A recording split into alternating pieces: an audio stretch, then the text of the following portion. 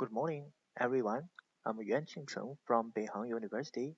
I'm glad to present our work on ISQED conference. The title of our paper is Thermal Modeling and Design Exploration for Monolithic 3D ICs. This work is collaborated with the University of Manchester and the University of Tennessee. The outline of my presentation is as follows. First of all, I will introduce the monolithic 3D technology and the thermal challenges.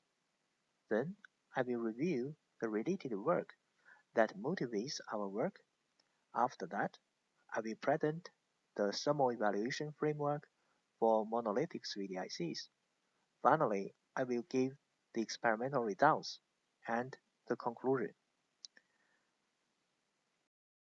As the technology node scales down to sub-10 nanometer region, the fabrication cost increases rapidly due to complex fabrication process and design rules. The Moore's law cannot sustain its exponential development pace with conventional technology. We now is entering the post-Moore era. Moreover, the ultra-high integration density induces power wall and memory wall problem. 2.5D and 3-dimensional integrated circuits have emerged as an effective solution to solve some of the critical issues encountered in planar technologies, including global interconnect delay and heterogeneous integration. 3D IC make it possible to sustain Moore's law in post-Moore era.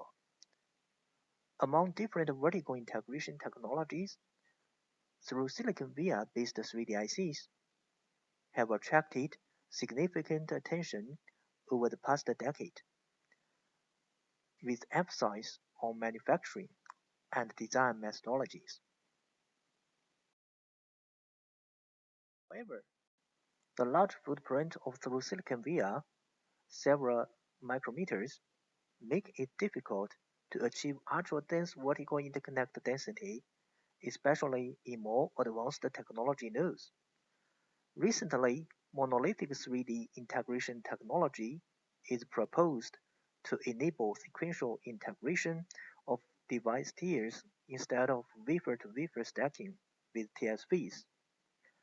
M3D ICs use nanoscale monolithic inter-tier vias to connect the different device tiers, whose capacitance and area are negligible compared to those of TSVs.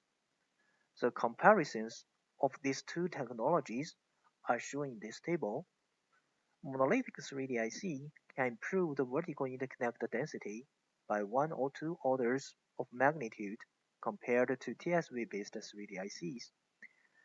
Based on M3D technology, the standard cell itself can be partitioned on different tiers for performance and power improvements.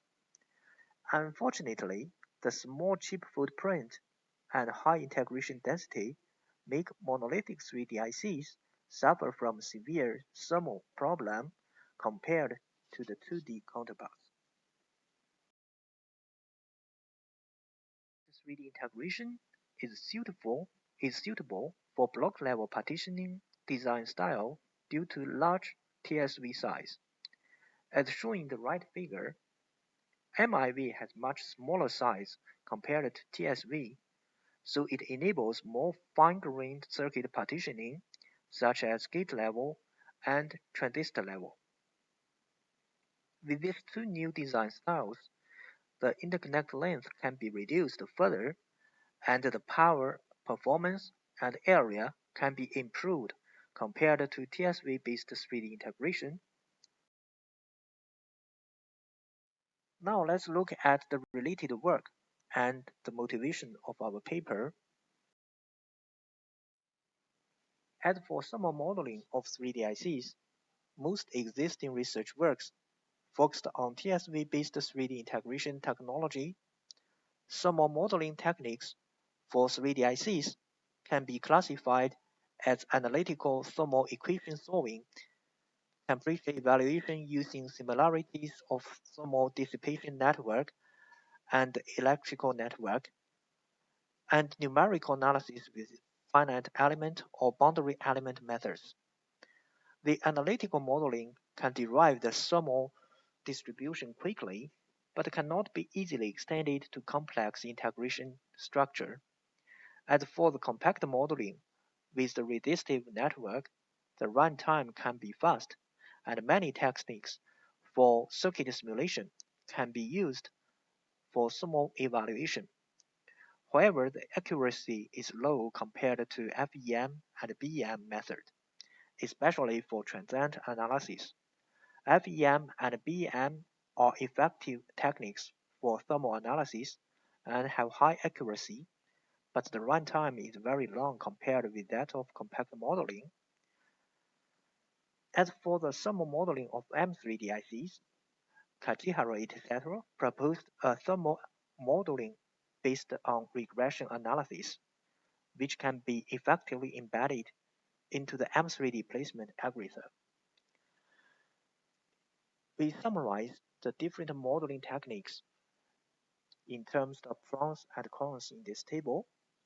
Different from the above works, to explore the thermal characteristic of M3D integration, we investigate the transistor-level partitioned circuit design and study the impact of MIV distribution topology on thermal dissipation to guide the thermal-aware design for M3D ICs. Work is based on the MT tool or the Manchester Thermal Analyzer, which was developed by the University of Manchester. It is used for thermal evaluations for both 2D and TSV-based 3D ICs. It discretizes the heat equation spatially using the finite element method and supports thermal analysis of realistic integrated systems, surpassing the computational capabilities and performance of existing academic thermal simulators. The chip structure can be expressed in an XML file, which is structured in a hierarchical manner, as shown in the bottom right figure. Compared to COMSOL, a commercial thermal simulation tool, the running time of MTA is one order of magnitude shorter for transient analysis and one half shorter for static analysis with negligible error. In our work, we extended MTA to support monolithic 3D technology by introducing MIV parasitics and the sequential integration circuit structure. We introduced the thermal evaluation framework used in our work for monolithic 3D IC thermal analysis. In order to support thermal simulations of transistor-level partitioned M3D circuits, we adopted the M3 Mono 3D PDK developed by New York University for the physical design. Since the standard cells in Mono 3D PDK are transistor-level partitioned and split into two tiers inherently, conventional 2D place and routing tools can be used for M3D IC design. With the left file provided by the standard cell library, we synthesized the circuit and then performed the placement to generate a depth file with commercial EDA tools. On the other hand, the power trace was generated by prime time. Then the circuit layout and the power trace were input to the thermal simulators. Then depth and left files are input to thermal simulator as the circuit design information.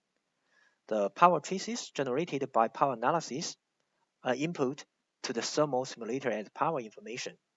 The package and chip parameters, material parameters, and stacking structure are input to the simulator as package information. With these inputs, we can perform static and transient thermal analysis. Depending on the circuit skill, we perform block level and cell level thermal analysis. For large circuit design, we adopt the block level thermal analysis to reduce the simulation time. For small circuit design, we use the cell level thermal simulation. As for the cell level thermal simulation, the cell power was abstracted from the standard cell library. The interconnect power, which is about 5% of the total power, was added to the final power value. Then we built the stack file to specify the stacking structure of the M3D IC, which included cell locations and sizes, thermal parameters of different stacking materials. The locations of MIVs can also be determined based on the cell placement results. The structure used in our experiments are illustrated in this figure. As shown in the figure, PMOS and NMOS transistors are placed on different tiers. More specifically, PMOS transistors are located on the bottom tier, and NMOS transistors are placed on the top tier. Interlayer dielectric is located between the two tiers, and MIVs are used to connect the lowest metal layer on the top tier and the highest metal layer on the bottom tier. The MIV diameter is set to 100 nanometer, and its height is the sum of the thickness of ILD and that of the device layer. We determined MIV locations within cells according to the MONOLIThic cell library and the circuit placement. Note that the locations of cells and MIVs were represented by their lower left corner coordinates. Depending on cell orientations generated by the placement tool and MIV locations within the standard cell, we can use the extraction algorithm shown in this slide to obtain MIV exact locations. Evaluation framework introduced above, I present our explorations of the thermal behaviors of M3D ICs and investigate the thermal impact of MIV distribution topologies on thermal dissipation. The selected benchmark for thermal simulations include Siemens, a lightweight encryption core, ISCAS-89, and larger FFT cores. They were synthesized using Synopsys design compiler at 1 GHz clock frequencies. The results are shown in this table. Since the power of each benchmark is very small, in order to make our experimental settings match the power consumption of a typical high-performance processor, the power values were scaled accordingly. The average and peak temperatures of each benchmark are shown in the figure. We can observe that the average and peak temperatures of M3D ICs are significantly higher than the 2D implementations. The differences between the peak temperatures and the room temperature of the M3D IC benchmarks are 1 to 3.7 times higher than those of the 2D counterparts, and the average temperatures are 1 to 5.4 times higher. The on-chip thermal gradient of the M3D and 2D ICs are also illustrated. From the figure, we can observe that M3D ICs have larger thermal gradients than those of the 2D counterparts. The results indicate that thermal optimization is essential for M3D IC from the circuit performance and reliability perspective. Let's look at the impact of MIVs on the thermal dissipation. In this experiment, ISCAS-89 benchmarks were used and their design parameters are shown in this table. We considered 4 different MIV distribution styles, including arranging all MIVs along the center line of the cell footprint, the uniform distribution throughout the cell footprint, staggered distribution in the cell, and clustered distribution in the center region within the cell. The thermal simulation results are shown in the lower left figure. We can observe that the topology of MIV distribution in the cell has little effect on temperature due to the small area of the cell. However, the regular MIV topology in a cell can greatly reduce the mesh grid size and the computational efforts for finite element analysis. Then we extended the investigation of MIV distribution topology from the cell level to the circuit level. The MIV distributions derived by MONOLIThic library and the placement tool was denoted as the MIV case as shown in the lower right figure. Then we abstracted all MIVs and redistributed them over the entire chip footprint with different topologies, including the uniform distribution, staggered distribution, and the central dense distribution in the entire circuit, and compared to the peak temperature with the original case. The simulation results show that the MIV distribution topology, except the original case, has little impact on thermal dissipation. The original case can achieve the best thermal dissipation because all MIVs are located within the standard cells and very close to heat sources. They are the MOSFET devices. Therefore, inserting MIVs in the standard cells can facilitate the thermal dissipation effectively. We investigate the impact of ILD thickness on the thermal dissipation. We changed the thickness of the ILD from 150 nanometer up to 900 nanometer respectively. Because of MIV penetrating the ILD layer, the length of MIV increases accordingly.